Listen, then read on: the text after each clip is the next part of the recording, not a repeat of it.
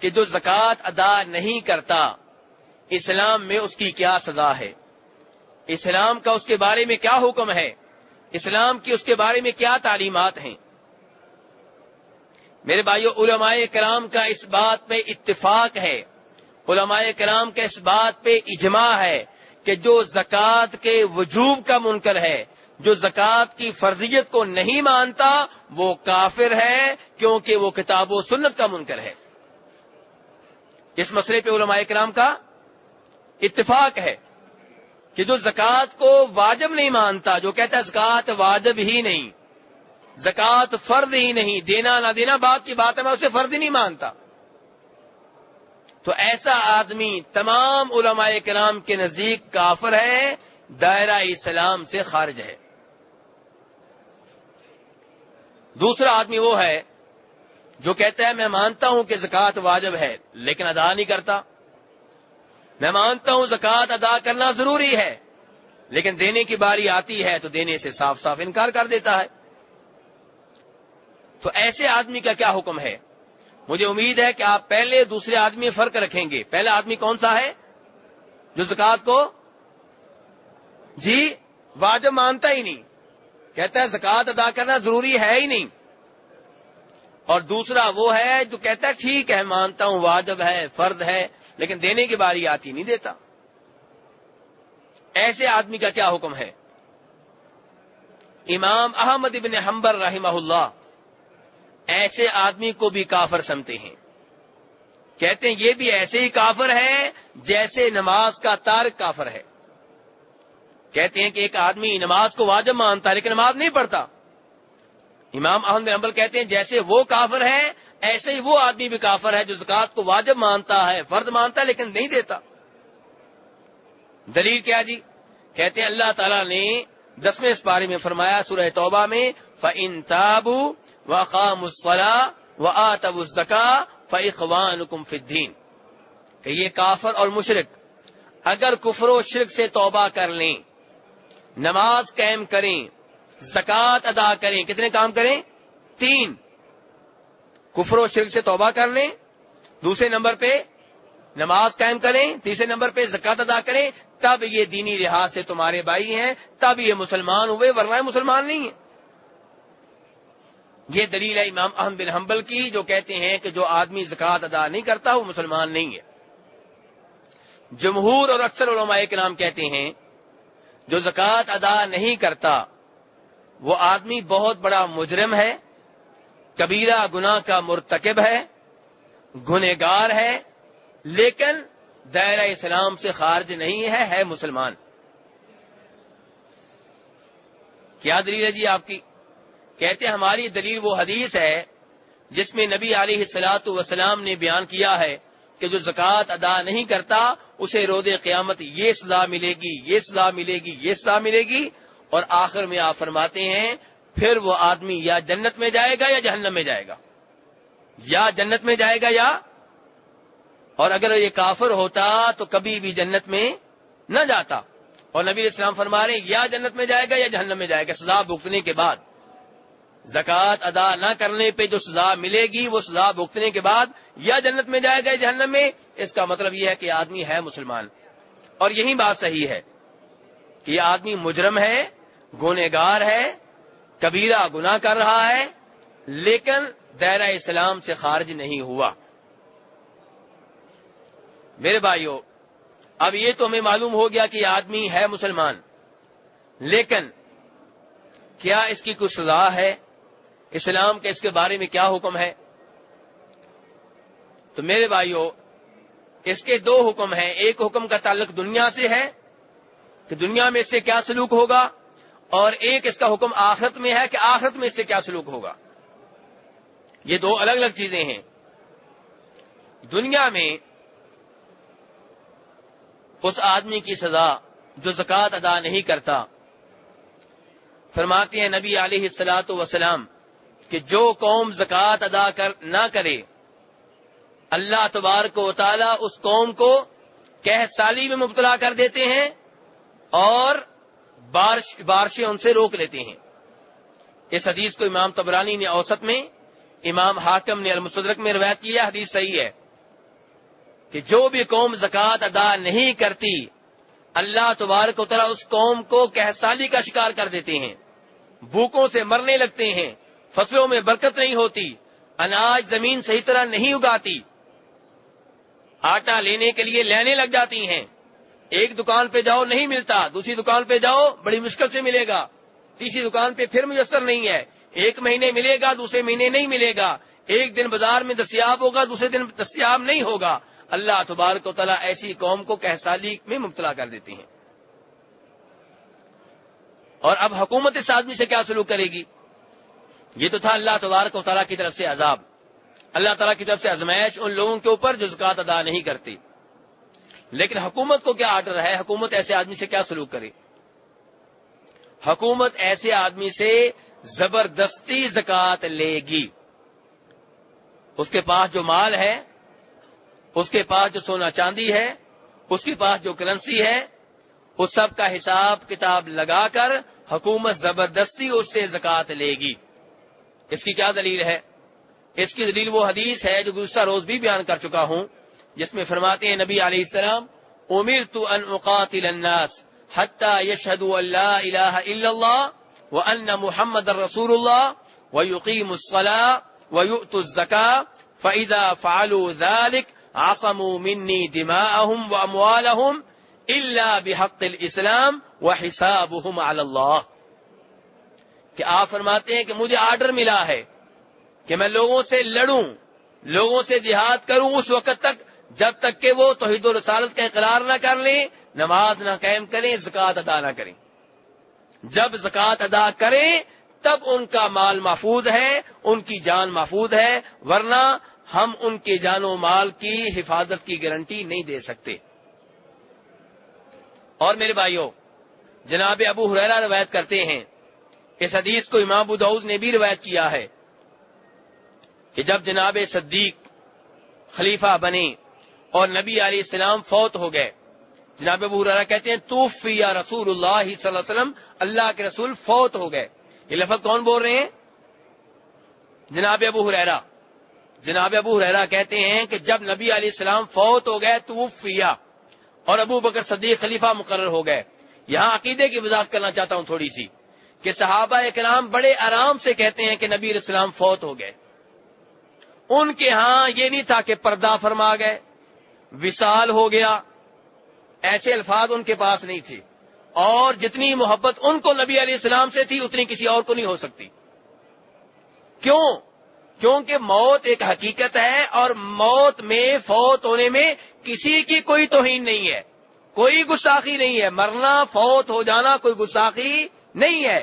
اس امر کو آج کے لوگوں نے ایشو بنا لیا ہے کہ اگر یہ کہہ دیا کہ انبیاء کرام فوت ہو گئے تو گستاخی ہو جائے گی۔ صحابہ کرام کے ہاں ایسا کوئی ایشو نہیں تھا،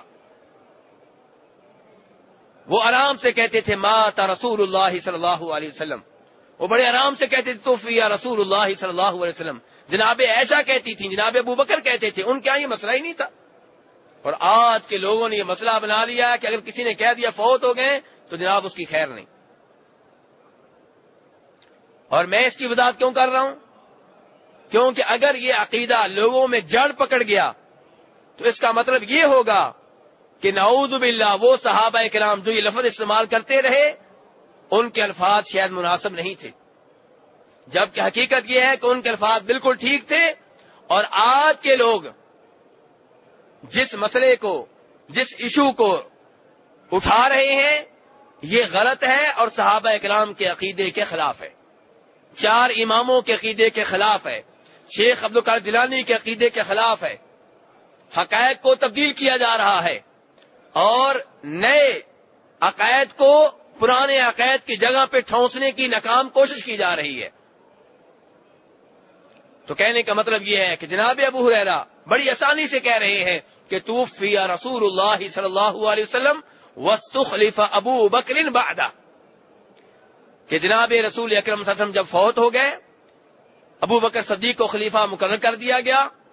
اب آپ جانتے ہیں کہ ان دنوں کئی لوگ اسلام چھوڑ گئے، مرتد ہو گئے، جن کے دلوں میں اسلام کی تعلیمات داخل نہیں ہوئی تھیں، جو صرف اسلام کی عزت دیکھ کر، اسلام کی ظاہری فتوحات کو دیکھ کر مسلمان ہوئے تھے۔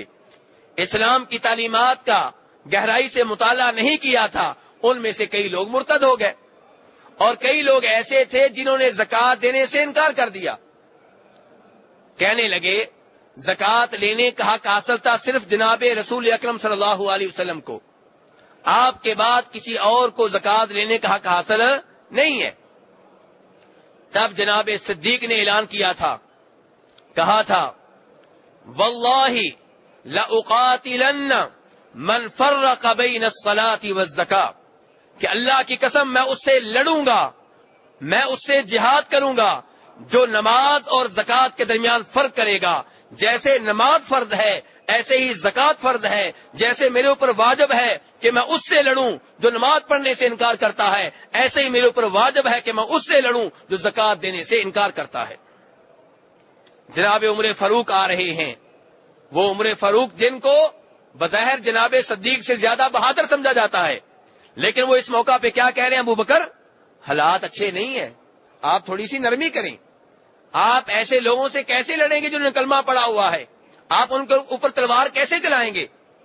لیکن جناب صدیق کیا کہہ رہے ہیں آگے سے؟ واللہ لو منعونی عقالا كانوا يؤدونه الى رسول اللہ صلی اللہ علیہ وسلم لقاتلتهم على منعه. کہ عمر سن لو، یہ لوگ رسول اکرم صلی اللہ علیہ وسلم کو زکوٰۃ دیا کرتے تھے، زکوٰۃ میں بکریاں بھی دیتے تھے، گائے بھی دیتے تھے، اونٹنیاں بھی دیتے تھے. اگر یہ لوگ مجھے زکوٰۃ میں بکریاں دے دیں، اونٹنیاں دے دیں، گائے دے دیں، لیکن وہ رسی جو بکری کی گردن میں ہے وہ دینے سے انکار کر دیں، اللہ کی قسم میں اس کی خاطر بھی لڑوں گا. یہ ہے ایمان، یہ ہے اسلام، یہ ہے بہادری جناب صدیق رضی اللہ عنہ کی. جناب صدیق عام طور پہ بردبار آدمی تھے، تحمل مزاج تھے، لیکن جب امت کے اوپر مصیبت آئی، مشکلات آئیں، تو اس وقت وہ سامنے آئے، تب ان کی شخصیت ابھری، تب پتا چلا ان کے علم کی گہرائی کا، تب پتا چلا ان کی شجاعت اور بہادری کا. جب نبی علیہ السلام فوت ہوئے تھے، جناب عمر فاروق جیسے آدمی نے یہ ماننے سے انکار کر دیا تھا کہ نبی علیہ السلام فوت ہو چکے ہیں. اسی مسجد نبوی میں جہاں آپ بیٹھے ہوئے ہیں، انہوں نے تلوار اٹھائی ہوئی تھی، بخاری کی حدیث ہے، ننگی تلوار اٹھائی ہوئی ہے، اور کہہ رہے ہیں کہ جو یہ کہے گا کہ نبی علیہ السلام فوت ہو چکے ہیں، میں اس کی گردن اس کے جسم سے الگ کر دوں گا. نبی علیہ السلام فوت نہیں ہوئے، بلکہ آپ اللہ سے ملنے کے لیے گئے ہیں، جیسے موسیٰ علیہ السلام طور پہاڑ پہ اللہ سے ملنے کے لیے گئے تھے، اور آپ واپس آئیں گے اور ان منافقوں کو قتل کریں گے جو کہتے ہیں نبی علیہ السلام فوت ہو چکے ہیں. یہ کون کہہ رہے ہیں؟ عمر فاروق. اور جناب صدیق کو دیکھیے، ان کو جب اطلاع ملی آپ کے فوت ہونے کی، مدینہ میں نہیں تھے، تشریف لائے، جناب عائشہ کے حجرے میں داخل ہوئے. ہمارے پیارے نبی صلی اللہ علیہ وسلم کا جسم اطہر، آپ کا بابرکت جسم ایک جگہ پہ پڑا ہوا ہے، اس کے اوپر چادر تانی جا چکی ہے. جناب صدیق آئے، ادب و احترام سے آپ کی پیشانی سے چادر اتاری اور آپ کی پیشانی پہ بڑے پیار و محبت سے بوسہ دیا، اور پھر کہا بِأَبِي أَنْتَ وَأُمِّي طِبْتَ حَيًّا وَمَيِّتًا، میرے ماں باپ آپ پہ قربان ہوں، اللہ کی قسم جب آپ زندہ تھے آپ سے بہتر کوئی نہیں تھا، اور جب آپ فوت ہو چکے ہیں آپ سے بہتر کوئی نہیں ہے. واللہ لا یجمع اللہ علیک بین موتتین، میں اللہ کی قسم اٹھا کے کہتا ہوں جو موت آنا تھی آ چکی، اللہ آپ کو دو موتیں نہیں دیں گے، جو ایک آنا تھی وہ آ گئی. پھر جناب صدیق مسجد میں آئے، ممبر پہ چڑھے اور ممبر پہ تاریخی خطبہ ارشاد فرمایا. اللہ کا فضل و کرم نہ ہوتا اور اس کے بعد جناب صدیق سبب نہ بنتے تو جناب عمر فاروق نے تو صحابہ کرام سے کہہ دیا تھا کوئی یہ نہ کہے کہ آپ فوت ہو چکے ہیں. اور صحابہ کرام اس وقت جناب عمر فاروق سے سہمے ہوئے تھے، کوئی بات کرنے کی جرت نہیں کر رہا تھا. لیکن جناب صدیق آئے، اب جناب صدیق کی بہادری کا امتحان شروع ہوتا ہے، ان کے علم کی گہرائی کا پتہ چلتا ہے. وہ آئے، جناب فاروق سے کہا بیٹھ جاؤ، فاروق نے بیٹھنے سے انکار کر دیا. جناب صدیق ممبر پہ چڑھے اور تاریخی خطبہ ارشاد فرمایا جو بخاری میں آتا ہے، کہا من کان یعبد محمدا فإن محمدا قد مات ومن کان یعبد اللہ فإن اللہ حی لا یموت. جو عبادت کیا کرتا تھا جناب محمد کی صلی اللہ علیہ وسلم تو اس کا رب فوت ہو چکا ہے. جو عبادت کرتا تھا جناب محمد کی تو اس کا رب، اس کا معبود فوت ہو چکا. اور جو عبادت کرتا ہے اللہ کی تو اللہ زندہ ہے، اللہ کے اوپر کبھی موت نہیں آئے گی۔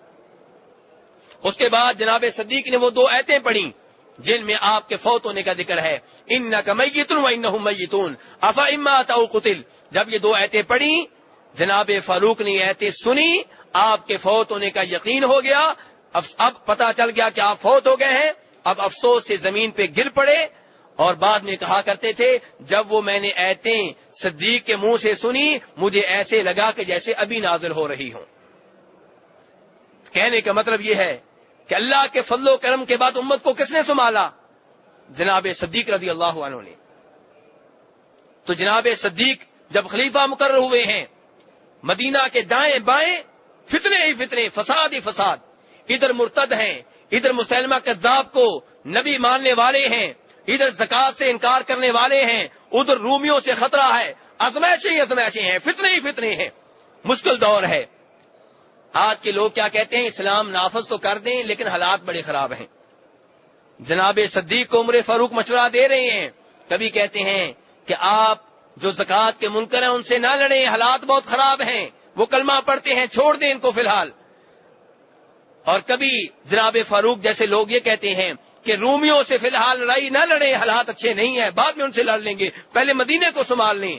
ابو بکر صدیق کہتے ہیں نہیں، اللہ کی قسم وہ لشکر جس کو اللہ کے رسول نے مدینہ سے روانہ کر دیا تھا میں اس کو روانہ کر کے رہوں گا۔ اگر مجھے پتا چل جائے کہ لوگ ہمیں قتل کر دیں گے، نیست و نابود کر دیں گے، ہماری لاشیں مدینہ میں پڑی ہوں گی، پرندے آ کے ہمارا گوشت نوچ لیں گے، میں پھر بھی اس لشکر کی روانگی کو مؤخر نہیں کر سکتا جس لشکر کی روانگی کا حکم رسول اکرم صلی اللہ علیہ وسلم دے چکے ہیں۔ یہ ہے ایمان، یہ ہے اسلام۔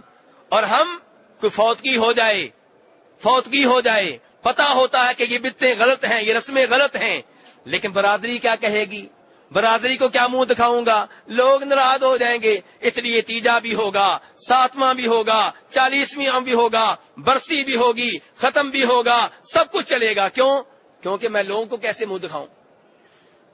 اور جناب صدیق رومیوں سے بھی مقابلہ کر رہے ہیں، مسلمہ کذاب جھوٹے نبی کے حواریوں سے بھی مقابلہ کر رہے ہیں، اور جو زکات کے منکر ہیں ان سے بھی مقابلہ کر رہے ہیں، ہر جگہ کا، ہر دشمن کا، ہر باغی کا مقابلہ کر رہے ہیں، اور کہیں بھی بزدلی نہیں دکھائی۔ تو کہنے کا مطلب یہ ہے، میرا موضوع کیا ہے؟ زکات۔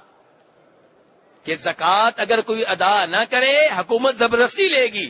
اسی لیے جناب فاروق کہہ رہے ہیں کہ زکات کی شکل میں جو رسی بنتی ہے اگر یہ لوگ وہ بھی دینے سے انکار کریں گے تو میں ان سے لڑوں گا۔ اور اس حدیث کے آخر میں عمر فاروق کہتے ہیں کہ جب صدیق نے یہ الفاظ اس جرأت سے کہے میں جان گیا کہ حق وہی ہے جو صدیق کہہ رہے ہیں، اور اللہ نے ان کا سینہ حق کے لیے کھول دیا ہے۔ اور میرے بھائیوں، حکومت کو یہ بھی حق حاصل ہے کہ جو زکات ادا نہ کرے اس سے زبردستی زکات بھی لی جائے، اور جرمانے کے طور پہ اس کی آدھی جائیداد بحق سرکار ضبط کر لی جائے۔ حکومت کو حق حاصل ہے۔ ابو داؤد کی روایت ہے، نبی علیہ السلام نے فرمایا جو زکات ادا نہیں کرے گا ہم زکات بھی لیں گے اور اس کا آدھا مال بھی لے لیا جائے گا۔ یہ تو تھا میرے بھائیو دنیا میں۔ اب آخرت میں اس آدمی کی کیا سزا ہے جو زکات ادا نہیں کرتا؟ میرے بھائیو، ہو سکتا ہے آپ میں سے کئی بھائی ایسے ہوں جو میری یہ گفتگو یہ سوچ کے سن رہے ہوں گے کسی اور کے لیے ہے، میرے اوپر تو زکات ہے ہی نہیں۔ کتنے ہی لوگ ہیں جو یہ سمجھتے رہتے ہیں کہ میرے اوپر زکات نہیں ہے۔ نہیں، جب آپ غور سے دیکھیں گے تو زکات آپ کے اوپر بھی ہوگی۔ اور میرے وہ دوست جو زکات کو جرمانہ سمجھتے ہیں ان سے بھی میری گزارش یہ ہے کہ اپنے نظریے کو تبدیل کریں۔ زکات جرمانہ نہیں، اعزاز ہے، زکات سعادت ہے، اور زکات ادا کرتے ہوئے اللہ کا شکر ادا کریں کہ اللہ نے آپ کو ان میں سے نہیں بنایا جو رمضان کے مہینے میں لوگوں کے پیچھے پیچھے پھر رہے ہیں مانگنے کے لیے۔ اللہ نے آپ کو مال دیا ہے، دینے والوں میں سے بنایا ہے۔ اگر اللہ کی اس نعمت کا شکر نہیں کریں گے تو اللہ حالات کو تبدیل کرنے پہ قادر ہیں۔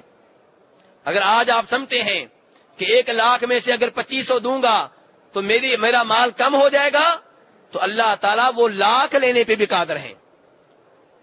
آپ 250 روپے نہیں نکال رہے، اللہ لاکھ لینے پہ بھی قادر ہے. اس لیے اللہ کا شکر ادا کریں کہ اللہ نے آپ کو ان میں سے بنایا جن کے مال میں زکوٰۃ واجب ہو رہی ہے. کہیں الحمدللہ، یا اللہ تیرا شکر ہے. بہرحال میرے بھائی، جو زکوٰۃ ادا نہ کرے روز قیامت، اس سے کیا سلوک ہوگا، شریعت میں اس کے لیے کیا وعید آئی ہے، میں اس بارے میں آپ کے سامنے 2 حدیثیں رکھوں گا. پہلی حدیث وہ ہے جسے امام بخاری نے روایت کیا ہے، اور جو صحابی اسے نقل کر رہے ہیں ان کا نام ہے جناب ابو ہریرہ رضی اللہ تعالیٰ عنہ. کہتے ہیں کہ فرمایا نبی علیہ السلام نے، من آتاہ اللہ مالا فلم یؤد زکاتہ مثل لہ شجاعا اقرع لہ زبیبتان، کہ روز قیامت انسان کا وہ مال جس کی زکوٰۃ ادا نہیں کرتا تھا وہ گنجے سانپ کی شکل میں سامنے آئے گا، اور اس کی آنکھوں کے اوپر 2 نقطے ہوں گے. یہ سانپ کون سا سانپ ہوتا ہے؟ جو بہت زہریلا ہوتا ہے. تو فرمایا اس کا مال گنجے سانپ کی شکل اختیار کر جائے گا جس کی آنکھوں کے اوپر 2 نقطے ہوں گے، اور اس سانپ کو اس کے گلے کا توق بنا دیا جائے گا، ہار بنا دیا جائے گا. اس کے گلے میں وہ لڑکا ہوا ہے اور اس کے جبڑوں پہ، اس کی باچوں پہ اسے ڈس رہا ہے، اور اسے کہے گا انا کنزو کا انا مالو کا. وہ کہے گا بھی تو کون ہے، میرے پیچھے کیوں پڑ گیا ہے؟ وہ کہے گا میں تمہارا مال ہوں، میں تمہارا وہ خزانہ ہوں جس میں سے تم اللہ کی راہ میں خرچ نہیں کرتے تھے، جس میں سے تم زکوٰۃ نہیں دیتے تھے، جس کے اوپر تم سانپ بن کر بیٹھے رہے، میں وہی تمہارا خزانہ ہوں، سانپ بن کے تمہارے سامنے آیا ہوں. اور اس کے بعد نبی علیہ السلام نے اپنی اس حدیث کی تائید میں یہ آیت پڑھی، وَلَا يَحْسَبَنَّ الَّذِينَ يَبْخَلُونَ بِمَا آتَاهُمُ اللَّهُ مِنْ فَضْلِهِ هُوَ خَيْرًا لَهُمْ بَلْ هُوَ شَرٌّ لَهُمْ سَيُطَوَّقُونَ مَا بَخِلُوا بِهِ يَوْمَ الْقِيَامَةِ، کہ وہ لوگ جن کو اللہ نے اپنے فضل سے مال دیا ہے، مال جو مجھے اور آپ کو ملا ہے کس سے ملا ہے؟ اللہ کے فضل سے. یہ نہیں سمجھنا چاہیے میرا ہنر ہے، میری ذہانت ہے. ذہین تم سے زیادہ پڑے ہوئے ہیں، ان کے پاس مال نہیں ہے، وہ نوکریاں کر رہے ہیں، لوگوں کے گھروں میں نوکر بنے ہوئے، فیکٹریوں میں نوکر بنے ہوئے ہیں، تم سے زیادہ ذہین ہیں. کتنے ایسے لوگ ہیں جن کے پاس ہنر تم سے زیادہ ہے، کتنے ایسے لوگ ہیں جو قد و قامت میں تم سے آگے ہیں، کتنے ایسے لوگ ہیں جو بات چیت میں تم سے آگے ہیں، لیکن مال و دولت کے لحاظ سے پیچھے ہیں. تو آپ کو مال کس نے دیا ہے؟ اللہ نے دیا ہے. اللہ کہتے ہیں جن کو میں نے مال دیا اور وہ اس میں کنجوسی کر رہے ہیں، اس میں سے خرچ نہیں کرتے، وہ یہ نہ سمجھیں کہ یہ کنجوسی ان کے لیے بہتر ہے، بل ہوا شر لہم، بلکہ یہ کنجوسی ان کے لیے وبال جان بن جائے گی. یہ مال توق کی شکل میں ان کے گلے کا ہار بنا دیا جائے گا.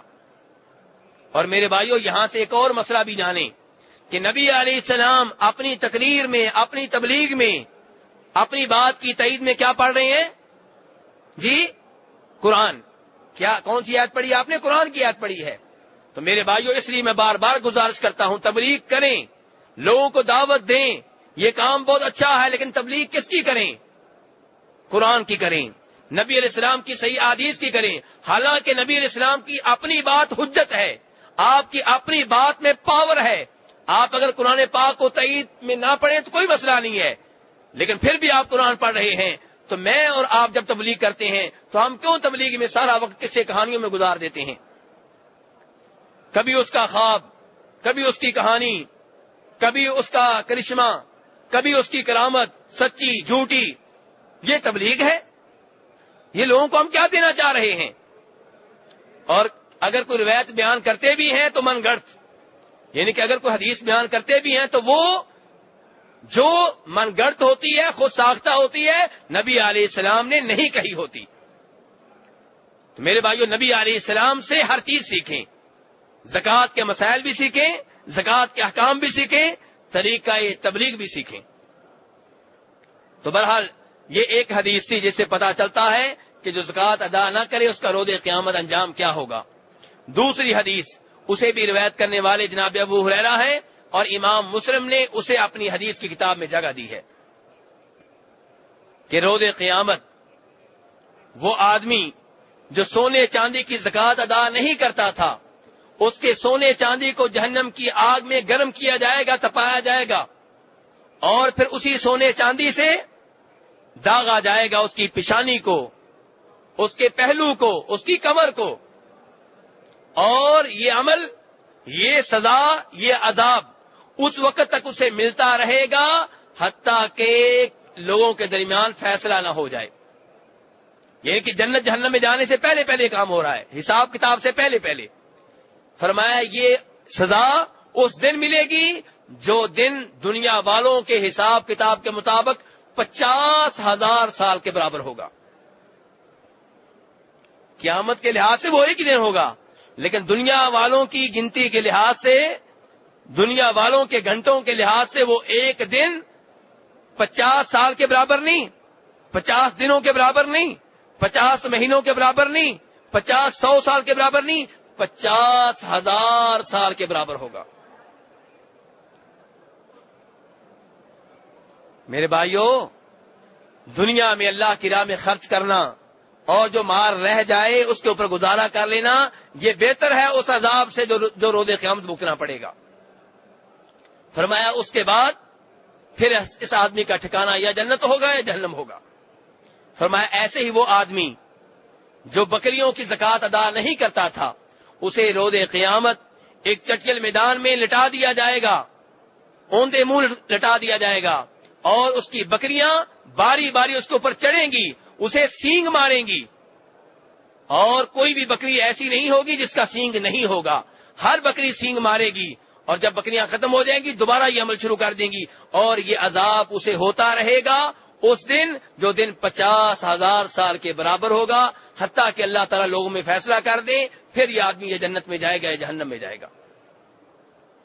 فرمایا ایسے ہی وہ آدمی جس کے پاس اونٹ تھے اور اونٹوں کی زکوٰۃ ادا نہیں کرتا تھا، اسے بھی اوندے منہ لٹا دیا جائے گا چٹیل میدان میں، اور اس کے اونٹ باری باری اس کے اوپر چڑھیں گے، اسے رونتے رہیں گے، اور یہ عمل جاری رہے گا، یہ عذاب جاری رہے گا اس دن جو 50,000 سال کے برابر ہوگا.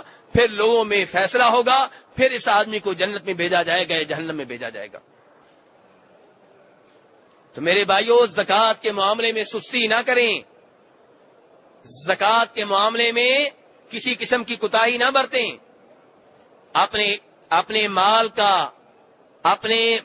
کا حساب کتاب رکھا کریں. کب آپ کے پاس زکوٰۃ کا مال جمع ہوا تھا اور کب سال پورا ہوا ہے، کتنی زکوٰۃ بنتی ہے، یہ سارا حساب کتاب رکھا کریں. جب آپ کسی سے پارٹنرشپ کرتے ہیں، کسی سے مل کر کاروبار کرتے ہیں، حساب کتاب رکھتے ہیں کہ نہیں رکھتے؟ جی، باریک بینی سے حساب کتاب ہوتا ہے. تو میرے بھائیو، غریب کا حصہ، فقیر کا حصہ آپ کے مال میں ہے. کہیں ایسا نہ ہو کہ آپ انجانے میں کھا پی لیں اور روز قیامت عذاب بھگتنا پڑے. اس معاملے میں بہت احتیاط کی جائے.